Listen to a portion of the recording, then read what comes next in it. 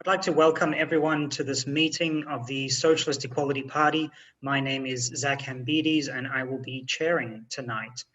This is the first of 6 lectures that the Socialist Equality Party is holding, entitled Why Study the History of Trotskyism? Tonight's lecture topic is October 1917, the opening shot of the World Revolution. To take part in the meeting and participate as it proceeds, use the chat icon in the bottom of your window to post messages, and make sure when you do that you post them not just to attendees, but to all attendees and to all panelists so that everyone in the meeting can see your message. And let us know where you are taking part from. We've already had indications of participants from all across the globe, including in India, all across Australia, in the United States and in Saudi Arabia. So welcome to everyone who is taking part in Australia. Good evening, and everywhere else in the world, good morning and good afternoon. I encourage you also to, at any point in the time, at any point at the time of this meeting, to post questions using the Q&A box. It makes it much easier for us to follow what questions have come in, what have been answered and what haven't.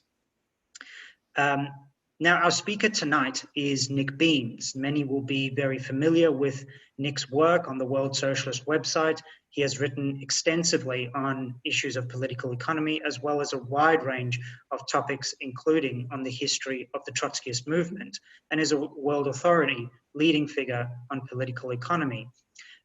Now, you may also know him, though, from our previous lecture series, Capitalism's War on Society, Why You Need to Fight for Socialism, which we held online in meetings just such as these earlier this year. They are all available to be viewed at the International Youth and Students for Social Equality Australia's Facebook page, and we will provide a link in the chat if you wish to review those after this. Now, tonight's lecture is going to focus on October 1917, the opening shot of the World Revolution. To give us the report will be Nick Beams. After that, we will open up the lecture for any discussions and questions. But at any point in time, you can use the chat function to post your comments or use the Q&A function to ask your questions. Nick will be very ready to receive all of yours. So without further ado, I'd like to hand over to Nick, who will give tonight's presentation. Welcome to everybody from around the world. Today, June the 2nd in this country, June the 1st in the United States, is destined to go down as a decisive turning point in world history. For on this day, US President Trump crossed the Rubicon, declaring he would use the military to suppress the nationwide protests and demonstrations over the police murder of George Floyd in Minneapolis a week ago. Crossing the Rubicon refers to the action of Julius Caesar in crossing the Rubicon River in 49 BC, leading to a civil war that resulted in the establishment of a dictatorship in Rome. Trump has the same motivation, using federal troops, deploying tear gas, pepper spray and rubber bullets to clear away peaceful protests in front of the White House. He declared he would deploy the US military across the country. He demanded that every governor use the National Guard to dominate the streets and establish an overwhelming law enforcement presence. Quote, if a city or state refuses to take the actions that are necessary to defend life and property of their residents, then I will deploy the United States military to solve the problem for them. This diktat involves an explicit overthrow of the US Constitution, under which there can be no use of federal military forces unless they're invited in by state governments. Trump has effectively torn it up. This is a coup d'etat. Declaring himself to be your president of law and order, he made a direct appeal to extreme right-wing and fascistic forces. He said he was mobilizing all federal resources to protect the rights of law-abiding Americans, including your Second Amendment rights. The Second Amendment refers to the right to bear arms.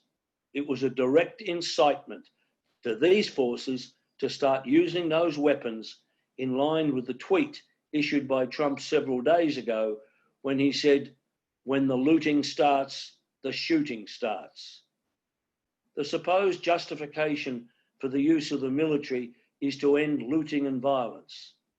That lie was exposed in television coverage beamed around the world from outside the White House today.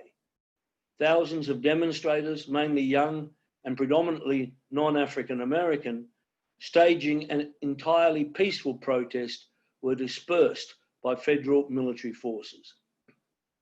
The Democrats and so-called small L liberal forces in the mass media immediately rushed forward to try to cover up both the significance of Trump's remarks and his actions.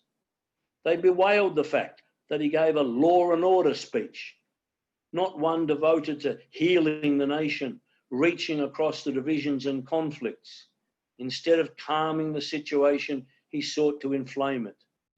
They bemoaned the fact that the violent clearing of the streets outside the White House was to enable Trump to walk to a nearby church, Bible held aloft, to provide a photo opportunity. In response to a declaration of civil war by the president and his efforts to mobilize military and fascistic forces to fight it, they denounced this gangster for not being a man of peace. Oh, woe is me. All this is aimed at trying to chloroform the mass of the population in the face of the real situation that confronts it and the driving forces behind Trump's actions. Trump is well aware that the mass protests over the killing of George Floyd are rooted in profound economic and social processes. They are merely the initial expression of much bigger and more explosive eruptions to come as the US ruling class imposes its return to work drive to pump value into the financial assets of Wall Street. And this drive can only be imposed with the establishment of an authoritarian police military regime. The Trump regime invokes the need to prevent looting and violence as the basis for its drive to dictatorship. But what is taking place is a class response, transcending race, a rebellion against a social and economic system rooted in looting and violence. The systematic and institutionalized looting of wealth produced by the labor of the working people and its siphoning to the upper echelons of society, while health services, hospitals, and other social necessities are starved of funds. A society where there is no money to enhance the lives of working people, but trillions of dollars can be made available to Wall Street at the press of a computer button. A system in which, as the experience of the COVID-19 panic has revealed, millions of workers can have their lives torn apart in an instant. A society where a whole generation of young people are denied any prospect of a future. Looting via a financial and economic system that in the midst of the pandemic has seen millions of workers plunged into conditions not seen since the Great Depression, and has enabled one member of the oligarchy, at least, Jeff Bezos, the owner of Amazon and the Washington Post, to increase his personal wealth by $25 billion in just a matter of a few weeks. Institutionalized looting that is now to be enforced directly by the violence of the capitalist state and its bodies of armed men. 3 months ago, when the COVID-19 pandemic began, we explained this was a trigger event, setting off and accelerating contradictions rooted within the very foundations of the global capitalist system. It was akin to the trigger event which set off World War I, the assassination of the Austrian Archduke Ferdinand on June 28, 1914. When the Great War began, there were claims it will all be over by Christmas. But then came 1915, 1916, and so on. When the war ended, the crisis of capitalism, which was its underlying cause, mutated, giving rise to almost 3 decades of horrors: the Great Depression, the rise of fascism, the Holocaust, and World War II, culminating in the use of atomic weapons. In the same way, the pandemic has acted as a kind of hand grenade tossed into a pile of accumulated combustible material, setting off an explosion. The current return to work being pursued around the world brings to mind another parallel with World War I. In that war, the infamous commander of the British Armed Forces, General Douglas Haig, sent countless numbers of young men over the top, there to be gunned down in a war fought for profits. Today, workers old and young are being economically conscripted and sent over the top in order that profit can be extracted from their labour, whatever the dangers, in order that the systematic looting of the capitalist oligarchs can continue. What then are our tasks? First of all, to consciously grasp the meaning of what has taken place, above all, what has happened in the US today. Then, on the basis of that understanding, not merely to criticise in the vain hope that this might bring about a change in the policies of the ruling class, but to act. It should be recalled that World War I was not ended by criticism, but by the Russian Revolution of October 1917 and the fear of the ruling classes that it would spread. Consider what has taken place in relation to COVID-19. From the very outset, the ruling classes treated the pandemic not as a health crisis to be resolved by science, but as an economic problem to be overcome by the fastest possible return to work so the labour of the working class could once again pump value back into their financial assets. A rational and scientific response to the pandemic would have seen the mobilisation of resources on a global scale to meet a virus that knows no national borders. Instead, we have seen the intensification of great power conflicts and rivalries, spearheaded by the Trump administration as US imperialism seeks to counter its palpable economic decline through a war against what it considers its chief rival, China. The necessary conclusions have to be drawn. What has been revealed, not in theory, but in living events, is the necessity for the removal of the obstacle of the capitalist system if humanity is to advance. It's not going to be solved by replacing one set of capitalist politicians with another. The working class must take political power in its own hands and establish a workers' state as the first and most decisive step in constructing a socialist society organised democratically on the basis of reason and science and not the dictates of profit. Socialism is grounded on the development of democracy. What has also been demonstrated today in the US is the converse, that democracy cannot be maintained under the rule of an oligarchy, which under rising class opposition cannot rule through ballots and a constitution, but only by bullets and military force, and therefore democracy requires socialism. Many people, when first coming into contact with our movement, often say something along the following lines. I agree with what you say about the necessity for socialism, but I just cannot see how it can come about. People are too trapped in old ways of thinking. How can they ever change? Great events, such as the present eruption in the United States, and before that, the rising international movement of the working class, particularly over the past 2 years, are answering that question. In his preface to the history of the Russian Revolution, Leon Trotsky explained that in ordinary times, politics is conducted over the heads of the masses by representatives of the state, politicians, bureaucrats, well-placed journalists, and other specialists in that line of business. However, at crucial moments, the old order becomes no longer endurable for the masses. They break through the barriers, excluding them from the political arena, sweep aside their traditional representatives, and begin, by their actions, to create the foundations for a new society. This is the period we have entered, and we are only at its beginning. The power of the masses, however, cannot bring about this transformation unless it is guided by a scientifically worked out program and political perspective. That necessary program is to be found, and only to be found, in the history and struggle of the Trotskyist movement, to which the 6 lectures we are holding will provide an introduction. Let me step back a little and place the present situation within the broader sweep of history.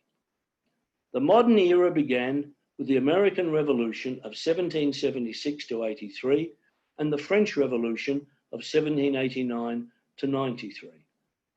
These 2 revolutions announced a new era for mankind, posing as they did the task of constructing society, not according to aristocratic principles or religious dogma, but on the basis of reason and equality.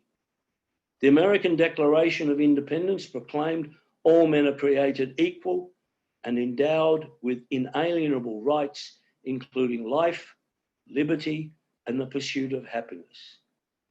Life, in the very first place, what contemporary relevance. It also proclaimed another right, of which the present-day ruling classes do not like to be reminded, the right of revolution, declaring in words that have lost none of their power, that to secure these rights, governments are instituted among men, deriving their just powers from the consent of the governed, that whenever any form of government becomes destructive of these ends, it is the right of the people to alter or to abolish it, and to institute new government, laying its foundation on such principles and organising its powers in such form as to them shall seem most likely to affect their safety and happiness. The French Revolution was an even more intense struggle. Faced with the unwillingness and organic incapacity of the ruling classes to make any reforms to meet the needs of the population, it swept away the ancien regime. A society based on aristocracy and feudal privilege stood as a barrier to further human progress. Henceforth, reason and science had to govern not only man's relation to nature, but the organisation of society as well. However, these great ideals were unable to be realised. They ran into an obstacle in the form of capitalist property. Not science and reason, but profit and the anarchy of the market governed economic relations. But the very development of capitalism, to which these 2 great revolutions gave such a mighty impetus, provided the material means for the solution of this problem. First, capitalism brought about a massive expansion of the productive forces of society, the necessary material precondition for the realisation of genuine social equality. Second, capitalism created a new progressive social force capable of realising this goal, the working class. By the end of the 19th century, the next necessary stage in the course of mankind's development, the establishment of international socialism, had been placed squarely on the historical agenda. The capitalist system was increasingly racked by contradictions that its own development had produced. The working class had grown and expanded, and its material class interests were increasingly coming into conflict with the bourgeois order. The so-called social question was a major concern for every capitalist government in Western Europe. Furthermore, the development of the productive forces under capitalism did not stop at national borders, but assumed global dimensions. This did not mean that every country simply replicated the path taken in capitalism's birthplace, England. There were national peculiarities, an original combination of the basic features of what had become a global process. These peculiarities took a highly unusual form in Russia. Ruled by the 300-year-old Romanov dynasty, the country was the most backward in Europe, the centre of political reaction. Serfdom had only been formally abolished in 1861, but the conditions of the peasant masses did not improve and in many cases had worsened.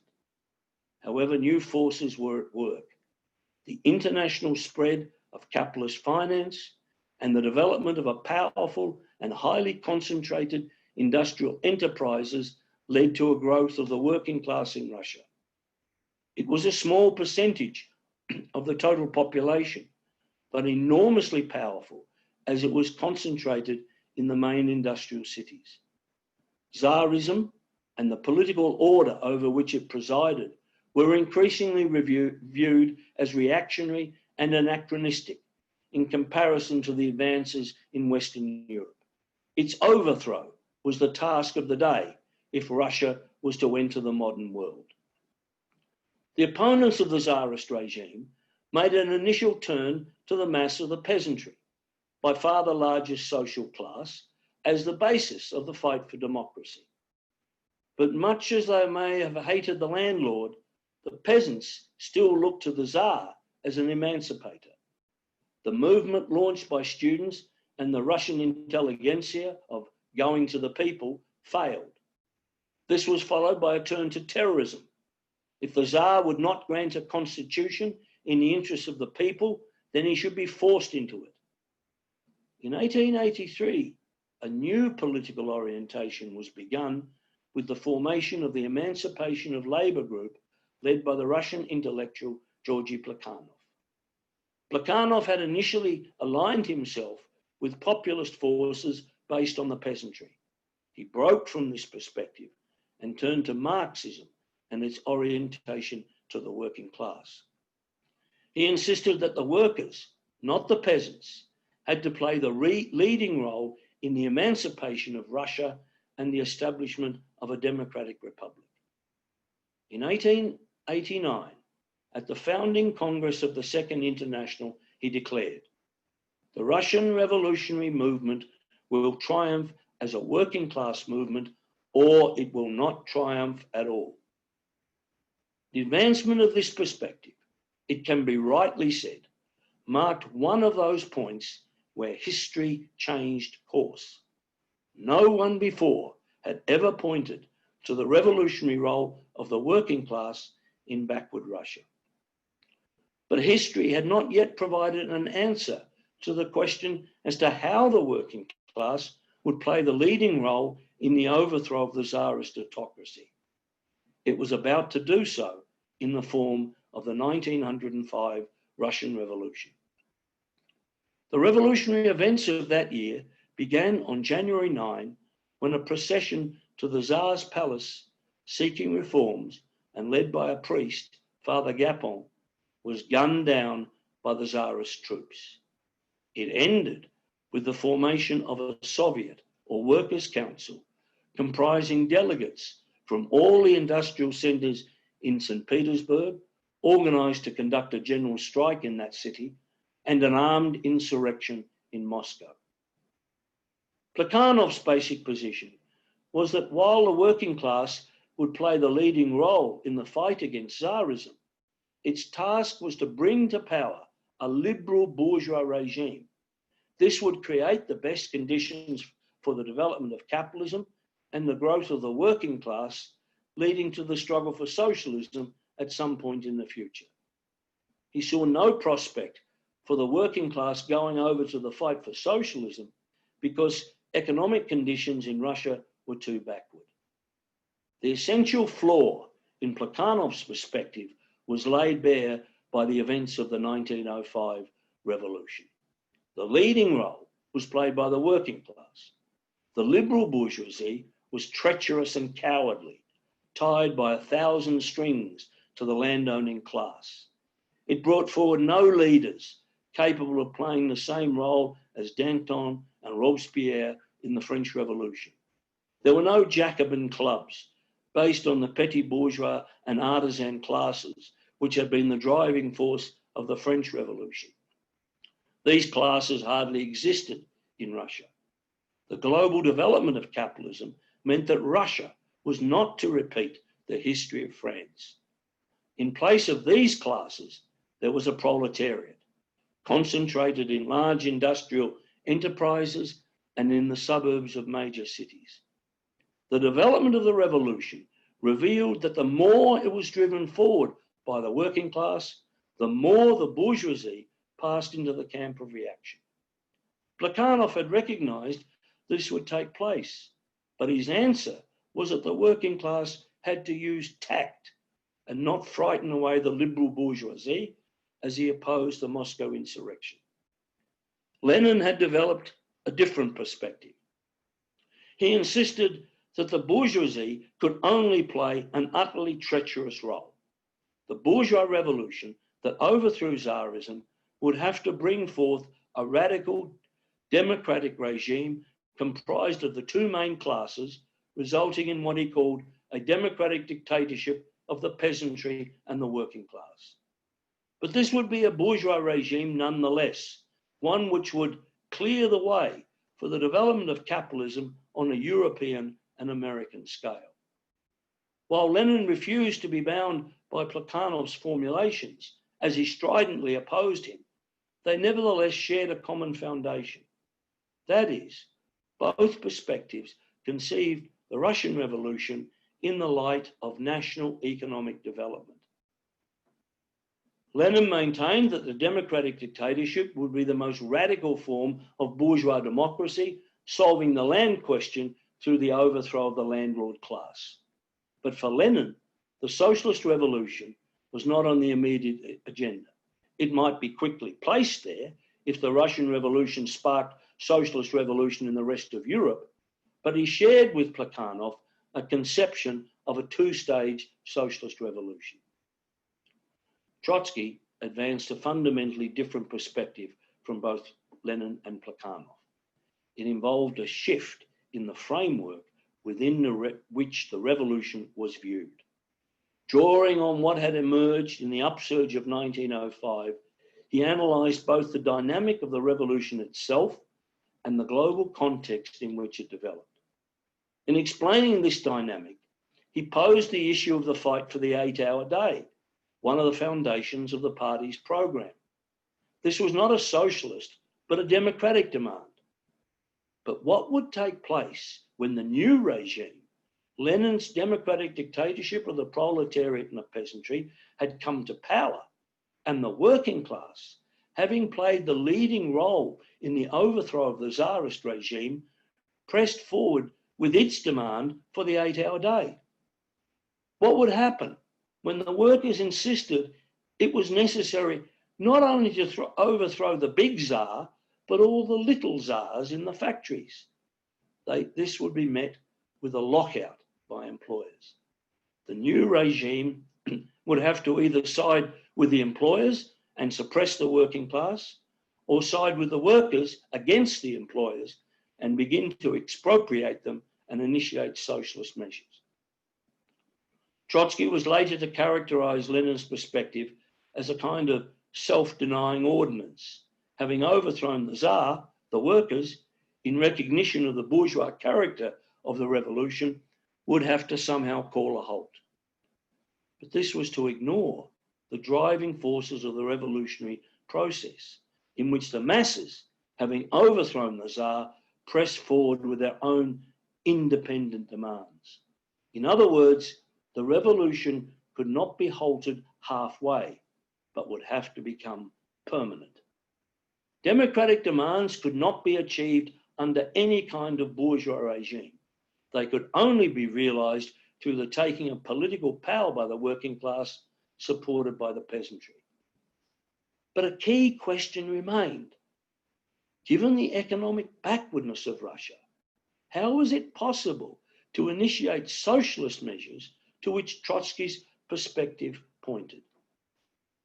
In a great leap of theoretical thought, Trotsky made clear that the question had been wrongly framed. The real dynamic of the Russian Revolution could not be grasped within an essentially national framework, but only on the basis of an international or global perspective. This shift provided the way forward. In a truly remarkable passage written in June 1905, in the midst of the revolution, he reviewed the vast transformation that had taken place in world capitalism since the revolutions of 1848, the development of what we now refer to as globalization. I generally don't like making extensive quotes, but here it is necessary. Please remember, these lines were written in June 1905.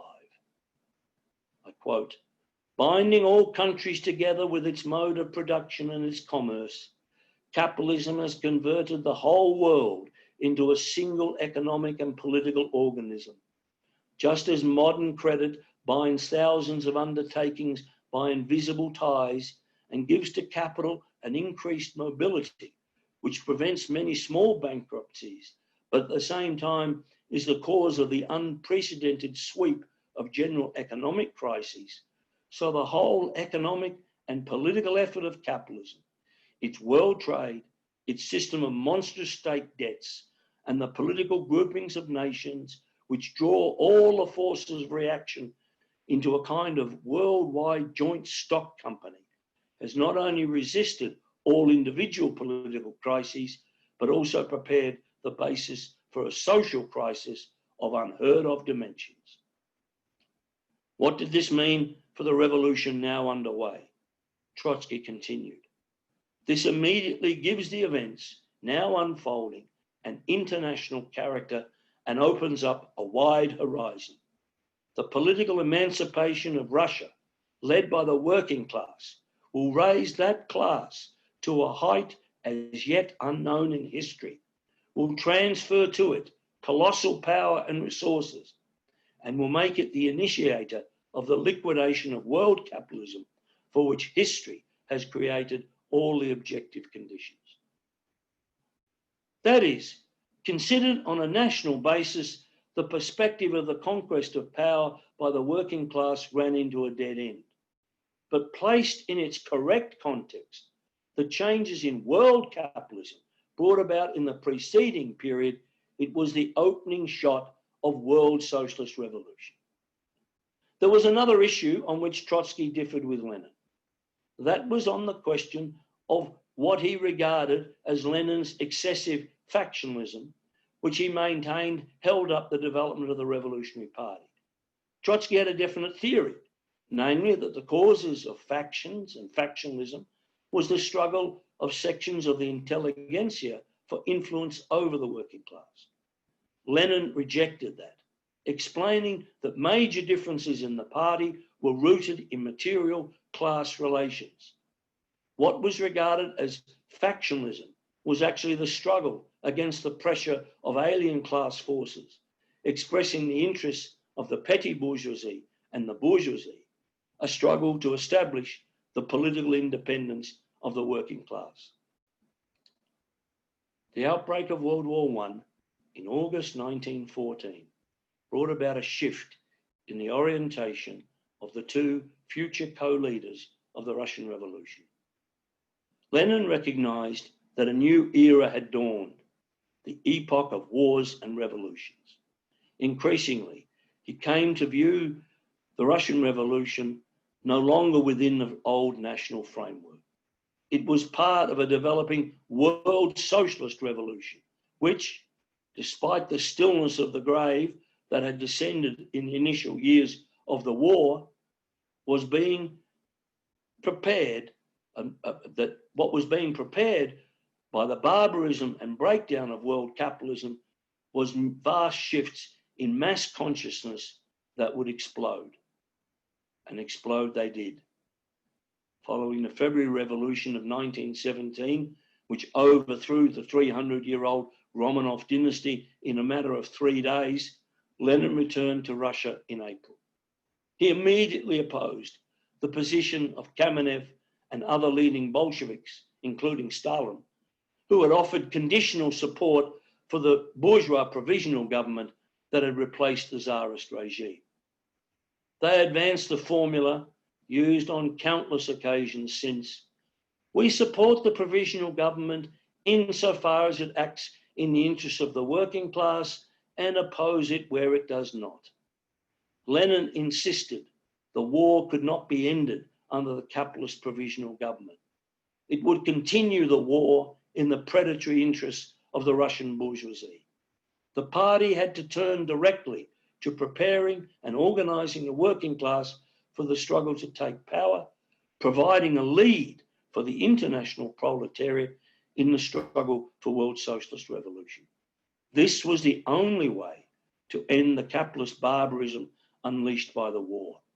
Peace could not be obtained under any capitalist government, either in Russia or elsewhere, but only by their overthrow. This new orientation, outlined in what has become known as Lenin's April Theses, landed like a bombshell. Lenin was denounced for abandoning his previous perspective, accused of being an anarchist and going over to Trotsky's position. The essence of the conflict, which continued right up to the conquest of political power and even beyond it, was a clash between an internationalist perspective and a nationalist outlook. Lenin insisted that if the Revolutionary Party in Russia renounced the struggle for power, then it would be an even bigger betrayal than that of the Second International, when its parties had voted for war credits at the start of the war and entered governments of national unity supporting their own bourgeoisie. Moreover, the choice in Russia was not between socialist revolution and some kind of bourgeois democracy, but between socialist revolution and a military dictatorship of the most extreme and counter-revolutionary form. The very same issue that has arisen today in the US. Lenin's opponents within the Bolshevik leadership, principally Zinoviev and Kamenev, continued to view the Russian Revolution within a national framework and opposed the taking of power because the economic foundations for socialism were not present. The experience of the war, above all the betrayal by the parties of the Second International, produced a change in Trotsky's orientation. What had once seemed to him to be the excessive factionalism and disruption on the part of Lenin was actually the most far-sighted and necessary struggle for the political independence of the Revolutionary Party and the working class. When Trotsky arrived back in Russia in May 1917, following Lenin's April bombshell, he went to the office of the Bolshevik Party and told Lenin, "I agree with your program." The intransigent struggle for the program of world socialist revolution, in opposition to all the political tendencies on the left, the Mensheviks and social revolutionaries, which declared themselves to be socialist, but which supported the capitalist provisional government as it prosecuted the war, was absolutely decisive. It armed the working class with the necessary political perspective to take power for the first time in history. It opened a new chapter in the struggle for human emancipation that we must now, today, take forward.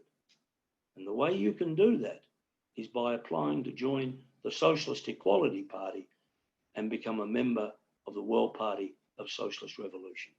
Thank you.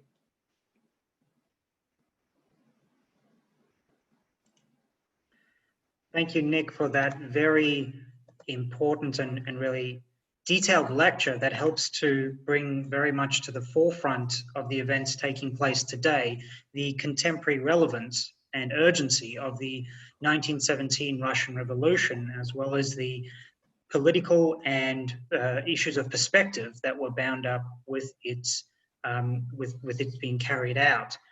I would like to take a number of the questions that have so far arisen already in the course of this discussion and Nick's presentation. We will take some of those questions. I'll make an announcement, and then to give Nick a bit of time to think about the answers, and then we'll go on to further questions and further answers. So please feel free to post your questions, and you can do so either in the chat field or you can post your questions in the Q&A. Either is fine. So now one of the questions came in from Catherine. She asks, I will have to think more on this, but I feel quite strongly that the old socialist models can no longer be applied to a highly complex postmodernist society. What do you think that, why do you think that Trotskyism is the answer and not some other socialist system? We then also have 3 questions that are very directly related to the questions of the perspective of the Russian Revolution that have come through. The first one from Yuvan from India. Apologies for the pronunciation if that was off. Why was it that Lenin was initially unable to accept the theory of permanent revolution? Next question comes in from Erica. You say that Plekhanov first introduced the idea of the working class leading the struggle for socialism, but didn't Marx initiate this concept with his call for workers of the world to unite? So question very directly on the perspective, of the Russian Revolution according to Plekhanov. Question then from Satish. Does this mean, and he's sort of referring to all the previous discussion that you went through, Nick, on the 3 different perspectives of the Russian Revolution, does this mean that Trotsky was the only one who saw internationalism in all practical sense during the 1905 revolution, unlike and above all from his contemporaries? So I'll leave those first 4 questions with Nick to ponder and consider. While he does that, though, I'd appeal to everyone here to make a donation to the Socialist Equality Party's monthly fund. We rely entirely on the support of workers, of young people, professionals and students to fund all of our political work, such as meetings like these. Please give as generously as you can to sep.org.au/website/donate. Or if you are not an Australian resident, you're one of our many international viewers, please make your donation to ws.org/donate and let us know in the chat field when you have done so. But above all, as Nick raised in concluding his lecture, this period requires revolutionary leadership. And the turn to dictatorship, once again by the bourgeoisie, can only be answered by the socialist reorganization of society by the working class. So we appeal to everyone here today to make the decision to join the fight for socialism by contacting us and applying to make an application to join the Socialist Equality Party. Now, while we've been talking, so Nick, I'll hand it over to you to answer those initial 4 questions. And we do have other questions coming through as well, which we welcome very much. Yeah, well, first,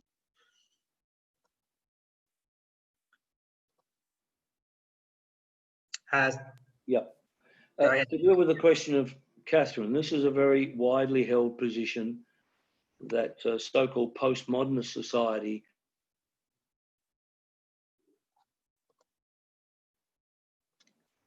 this has developed particularly over the past 40 years. It's claimed that the old analysis of Marxism, of historical materialism, no longer applies, no longer applies, and the grand narratives, that is the understanding of history, the historical processes as I outlined it, is thrown asunder by the complexities of modern capitalist society. According to the postmodernist theories, there can be no objective truth to be discovered, only variants of the truth, of which everyone has. Now, what's this essentially? What do we see? The issue that is raised by the postmodernists is that the class struggle is a thing of the past. It no longer applies. But that has been given the most decisive refutation by the events that are now taking place. Marxism explains that the origin of capitalist profit of accumulation of surplus value is the living labour of the working class. That class, of course, is not the same as it was in its occupations, in its activities, as it was 100 years ago at the time of the Russian Revolution. But one thing has not changed in all the developments of capitalist society. The basis of this society is still and remains the exploitation of the labour of the working class through the wage system. Far from the working class somehow disappearing into some kind of internet ether or some kind of post-industrial system, the working class has expanded monumentally, particularly over the last 40 years. The majority of the world's population is now working class. Vast numbers of peasants have been converted into wage workers. People who occupied what were once considered to be semi-professional, petty bourgeois occupations have been converted into wage workers. And the essential drive of this society of capitalist society is the accumulation of profit out of the labour of these workers. And that is confirmed by the fact that capitalist governments, having accumulated massive debts as they bail out the banks and the corporations, are insisting that this working class the world over must get back to work as soon as possible, whatever the dangers to its health, in order that that can continue. So while much has changed in the development of the last 100 years, the essential foundation of this society, of this capitalist society, remains what it was. And the working class has become an even more powerful force in history. And that, of course, is what Trump fears above all else in the moves that he made today. That this working class, in all of its varied occupations, unifies together across racial divisions, across national borders, across ethnic divisions, in a struggle against the profit system. Why was Lenin unable to develop the theory of permanent revolution at the outset? Well, 1905 is a very interesting year because it was also the year of Einstein's great discoveries, which revolutionized physics. At the end of the 19th century, it was considered that physics had not much more to do, just clean up a few problems in the Newtonian view of the world, except there were just some things that didn't seem to quite fit, just couldn't be fitted in to the old Newtonian framework. And the same year as Trotsky, the same issue sort of arose in the socialist movement. How did Russia sort of fit into the previous conceptions, which had been that each society would, so to speak, pass through a series of stages of development, feudalism to capitalism to socialism? As Trotsky once remarked, the old conception was as if each country was lined up like a train on a railway line, passing through various stations until it reached its destination. The problem was when you applied that sort of formulation and that outlook to Russian society, it didn't fit, because the classes that had previously existed weren't there. The petty bourgeois artisans weren't there. The revolutionary bourgeoisie of 100 years before was not there. The working class had assumed a decisive and powerful role. And so if Lenin still remained, so to speak, somewhat trapped within the old framework, he was not the only one. And the importance, of course, of Lenin's struggle was that as conditions changed and as the war erupted, he began to make a fresh analysis above all of the objective situation. Lenin continually followed and based himself on the precepts of Marxism, of historical materialism, which requires that we study objective changes in the mode of capitalist production. And Lenin, yes, had been, so to speak, still bound to some extent by the old formulations, but the war changed that. And as a Marxist, he aligned his thinking with what had been revealed by the development in society as a whole and the meaning and the eruption of the war. So I think that he came in his own way, in his own theoretical elaboration, enormously, and above all by examining the significance of the betrayal of the Second International, why they had lined up behind their own bourgeoisie in the war, explaining that this could not be simply put down to the betrayal of individuals, but had to express an objective tendency of development within capitalism, the development of imperialism, the possibility through that of the bourgeoisie bribing off sections of the leaderships of the working class. And he was able, on that basis, through that materialist analysis and method, to undertake this change in orientation. Yes, Marx wrote, of course, in 1848, in the Communist Manifesto, outlined the necessity for the working class of the world to unite. He explained there that the development of the revolution would be national in form, but increasingly the internationalization of capital, which really began after Marx's death, of course, transformed the situation.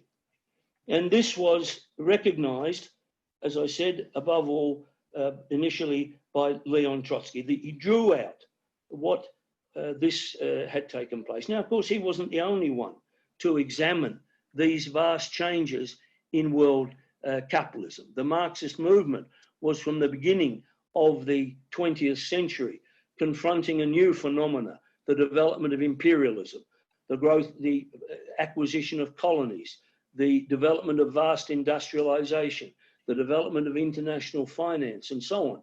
Marxism is not, a set of dogmas and prescriptions for all time. It's above all a method of analysis. And that method of analysis was further developed, and the implications of this globalization that had taken place was drawn out first by Trotsky above all, and then, of course, as I said, in his own way, by Lenin. And the understanding of the interconnections of the struggles of the working class in every country, that we now weren't really seeing a series of isolated national socialist revolutions taking place, but they were interconnected by the very development of capitalism itself, raising the and taking the form increasingly of world socialist revolution. This it was not. One would have to say that, does this mean that the question was asked that it was only Trotsky who had an internationalist position? No, of course not. Lenin, above all, was an internationalist. He was above all a fighter against great Russian chauvinism. He was above all the enemy of all forms of nationalism, of chauvinism, which sought to divide the working class one from another. But the issue was an analysis has to be based, and he based his analysis still to a great extent on the national developments of Russia. How was it possible? The World Socialist Revolution is not an abstraction. It takes place concretely in a struggle against a given national bourgeoisie. It's not some kind of global event that just happens all on the one day. It's a process. How that process takes place is, of course, decisive and has to be studied. And so many others also drew in particular, Rosa Luxemburg drew out the international implications of the Russian Revolution. particularly in relation to German social democracy, the leaders of which considered the events of 1905 to be an example of Russian backwardness, primitiveness, compared to the tried and true role of German social democracy, of its parliamentary deputies, its big trade unions, and so on, and opposed the Russian Revolution of 1905 as an example of Russian primitiveness.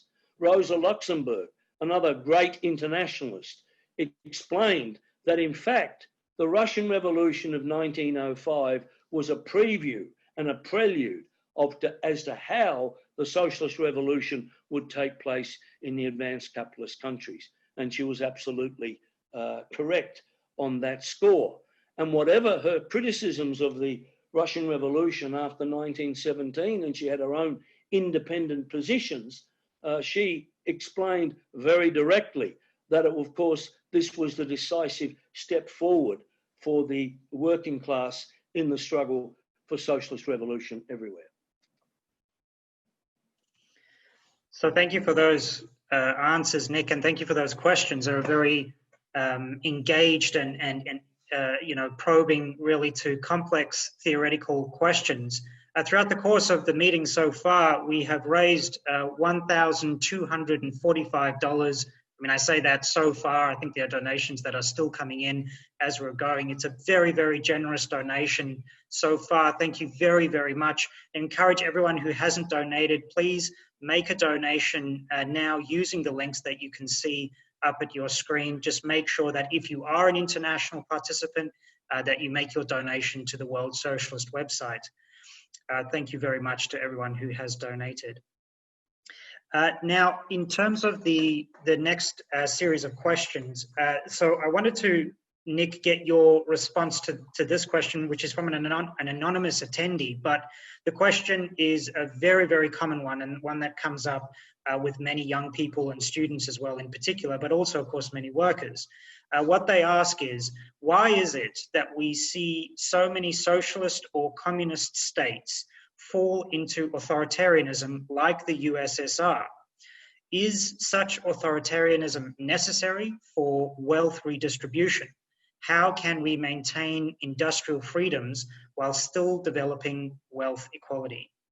And Nick, just while you're considering that, I also want to encourage everyone here to make, if we don't have your contact details for further discussion, please contact us. We'll put the link up on in the chat and in the screen now.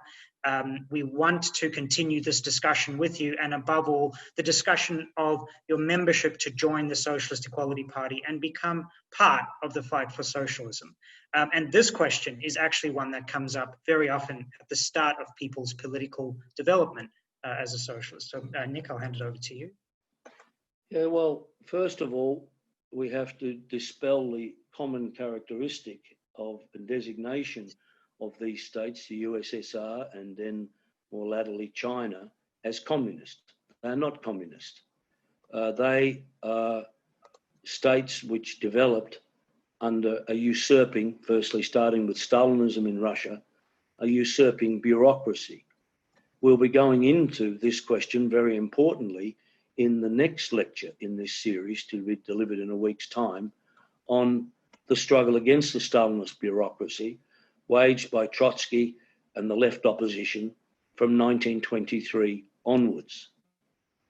The emergence of bureaucracy, just to give a preview, was not, in Russia, was not the outcome of socialism. It was the outcome of the isolation of the first workers' state under conditions of economic backwardness, which gave rise to the emergence of this bureaucratic caste. The Russian Revolution was conceived by Lenin and Trotsky as the opening shot of world socialist revolution. Now, that was not some leap in the dark.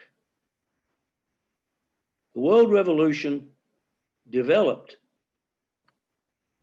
in 1917, 1918, 1919, enormous revolutionary struggles in Germany, in Italy, enormous class upheavals in Britain, in France, the eruption of anti-colonial struggles in China, 1919, in India, 1919.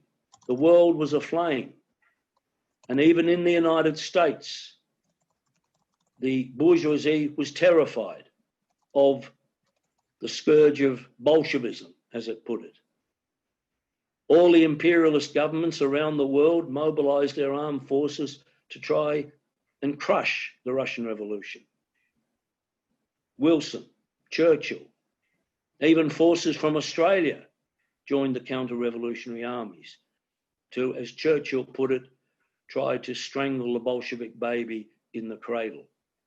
They knew that it wasn't just an outbreak in Russia, but this was the first expression of world socialist revolution. Why did the revolution not extend?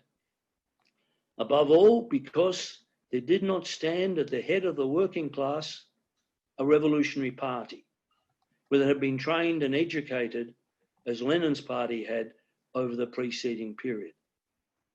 There were social democratic parties or Labour parties, which had in 1914 betrayed the working class and signed up for the war, joining national unity governments. It was not time, or the time proved insufficient to construct a new revolutionary leadership, so to speak, in the heat of the moment. And the revolution remained isolated, and the backwardness of economic backwardness of Russia took its revenge in the form of the emergence of a bureaucratic caste. Now, is authoritarianism needed for the development of the productive forces? No, it's precisely the reverse, as Trotsky pointed out. Democracy in Russia was not just a political issue, and he opposed and fought the Stalinist bureaucracy on this question. It was not just a political issue, it was above all an economic question as well. Because socialist society involves the development of consciousness, of conscious planning, of the regulation of society according to the needs of science, of reason, the application of science and reason to economic problems, not the anarchy of the market. We see that issue today. It's impossible to resolve the issue of the COVID-19 pandemic outside of the development of science and reason. But that's impossible within the profit system. A socialist economy based on consciousness, planning, regulation, science involves, as Trotsky insisted, the democratic involvement of the masses of society in its organization. The bureaucracy in Russia did not bring about economic development. The enormous economic development of Russia was in fact a product of the nationalized property relations that had been established by the October 1917 revolution. That was the impetus for the development of the productive forces. It revealed the enormous capacity of this new form of social organization to advance the productive forces. The bureaucracy, in its short-sighted, pragmatic, anti-democratic policies, was the greatest brake on the development of the productive forces. As our lecture next week will go into, it in fact produced one economic disaster after another. It didn't lead to the development of production. It actually was a brake upon its development. So the two are not, don't go together. Socialism does not require an authoritarian regime to develop the productive forces. Genuine socialism requires the expansion of democracy, the participation of the masses in whatever area of society in which they work, to consciously regulate, develop society, correct mistakes through criticism, develop new plans, new initiatives, to involve all of the masses in the running of society and its vast economic development. And we have enormous prospects for that. We have now a more educated working class than ever before in history. But what's the future? The future is, under capitalism, thousands and thousands of young graduates have acquired knowledge which could be put to the running of society. What are they doing? You have people with master's degrees, even PhDs, working in Mcdonald's, working in other occupations. We have workers who, in all manner of industry, who know how to run and organize things, are unable to do that, are unable to participate because of the dictates of profit.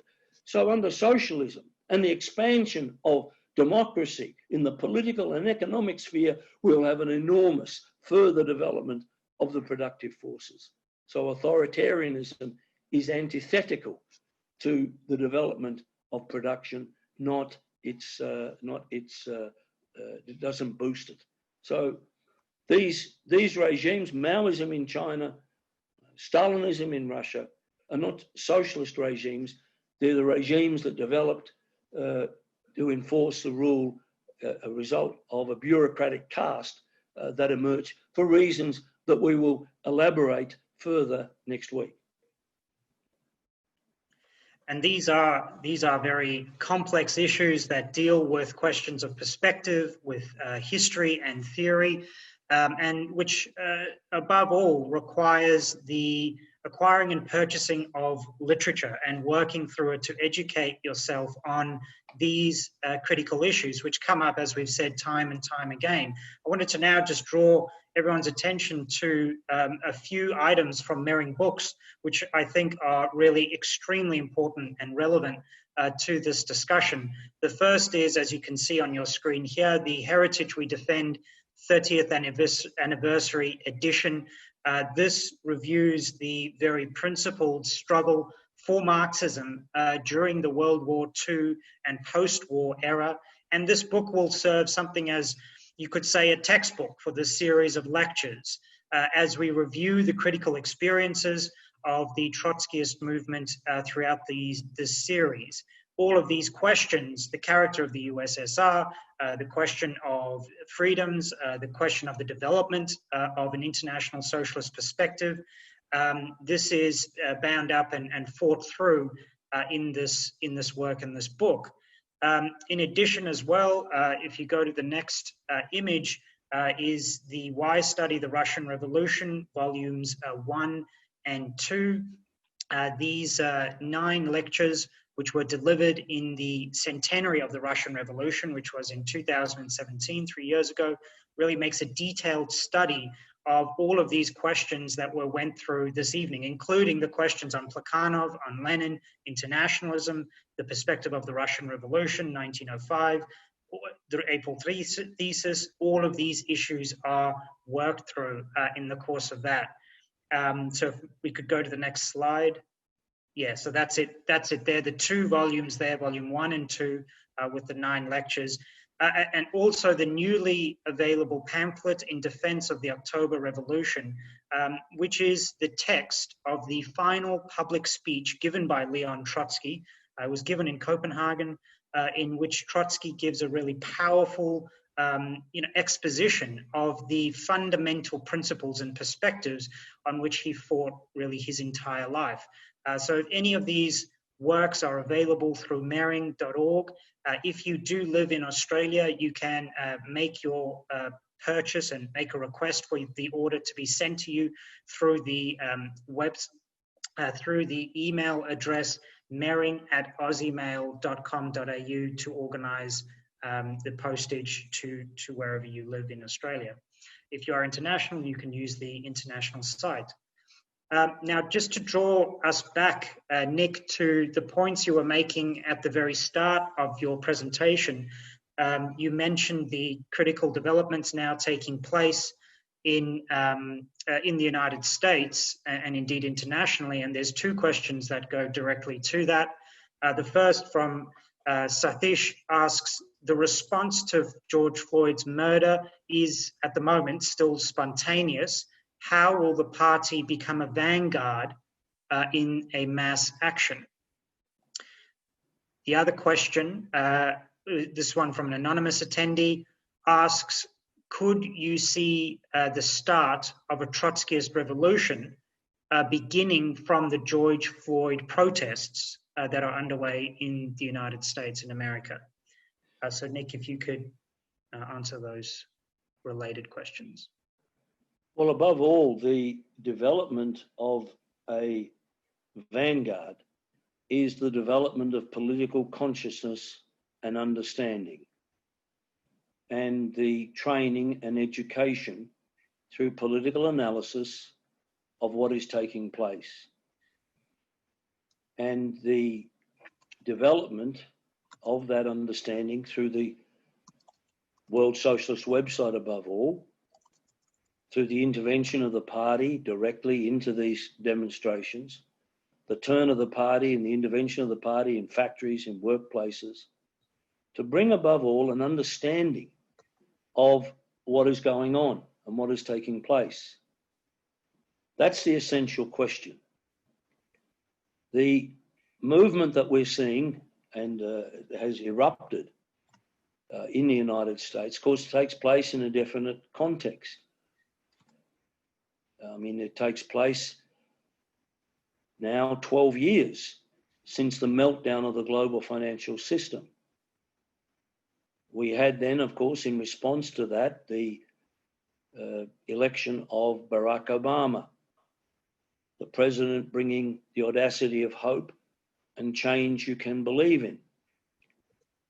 Well, of course, what a complete fraud that turned out to be. Although I might say all the so-called, all the pseudo-left tendencies hailed this as a transformative moment.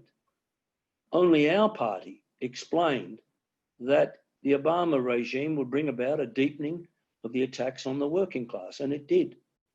Having bailed out Wall Street, it carried through a change in working conditions, the two-tier system, the establishment of the gig economy, a situation in which is meant that, and the cutting of social services, health and other facilities under austerity programs. It's meant that a whole generation of youth, now 12 years on, who've gone through the education system, have had no future whatsoever. And also, and Obama was, of course, promoted with the illusion that this would bring an end to racial conflict and hostilities and so on in the United States. Finally, there would be the election of the first black president would make a difference. And many sections of black workers, African-American workers, and I've heard them on television say, look, we went through Obama. We had Democratic black congressmen, senators, mayors, police chiefs. Nothing has changed. And of course, Obama represented a deepening of the attacks on the working class and the deepening of the attacks of US imperialism. He's the first president in history in the United States whose entire 8 years it was involved in wars. Now, how will a vanguard emerge? A vanguard emerges through the development of class-conscious workers, students, intellectuals who are able to elaborate a program, who are able to elaborate a perspective. And that's the decisive factor in the revolutionary process. The Marxist Party doesn't create the objective revolutionary situation. That is developed by the contradictions of capitalist society. But the Vanguard Party does provide the last and most decisive link, you can say, in this chain of historical causation, because it articulates through its program, its perspective, its analysis, the course that must be taken by the working class. Let me just emphasize the significance of this. The last period in particular, and this year in particular, has been dominated by the promotion, particularly this year through the New York Times and its 1619 project, is that race is the fundamental division in American society, not class. The problem in America, it is said, is that the whole majority, the white population as a whole, is inherently racist and so on. Now, we have fought against that, exposed that fraud, and the significance of that now emerges very clearly because it arms the working class with a perspective. Black, white, brown, whatever color, whatever religion, whatever ethnic background, with the understanding that this is a class question, that the rebellion against Trump has to be carried forward by the working class, not on the basis of racial divisions, which confuse, divide, and atomize. Now, that's a fundamental issue. If you're not clear on that question, then you cannot lead any struggle. You divert it. You're subordinated to one or other wing of the bourgeoisie. So the clarification of theoretical analysis of the nature of society, the perspectives that must flow from that analysis, is decisive in developing the movement of the working class itself. That was the great lesson of the Russian Revolution. Lenin and Trotsky and the Bolsheviks didn't, in that sense, create the objective conditions which gave rise to the revolution. What they did do was, as in Lenin's words, patiently explain to the masses what the real situation they faced was, and on that basis arm them with a political perspective, arm them with the understanding that it wasn't enough and they had to go beyond this kind of left bourgeois government that had come to power after the downfall of the Tsar, but that the fundamental task was the conquest of political power by the working class. That wasn't fundamentally accepted by the masses at the outset. They came, though, to understand through their own experience of 1917 the correctness of the Bolshevik perspective, and on that basis came under their leadership and the revolution was carried out. That's the task we have today. Above all, one of clarification of the perspective and program on which the working class must fight. And the significance of the individual in this process is decisive. It means that one individual, one worker in a factory, one student in a university, in a college, can play the decisive role in leading hundreds and thousands of others and arming them with a correct program and analysis. That's our task today. So what each individual does is decisive in this struggle in arming the working class with a political perspective for the coming struggles. Could we see the struggles around George Floyd and developing further? Well, what's going to develop is already developing further. We now have a struggle not just against police brutality and police murder, but we now have a political struggle that is emerging against a dictatorship, a coup d'etat being carried out by Trump.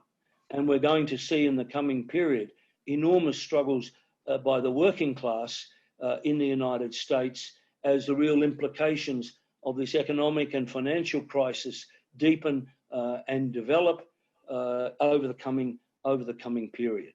And that we see only the initial outbreaks and developments of what is going to be a revolutionary situation in the United States.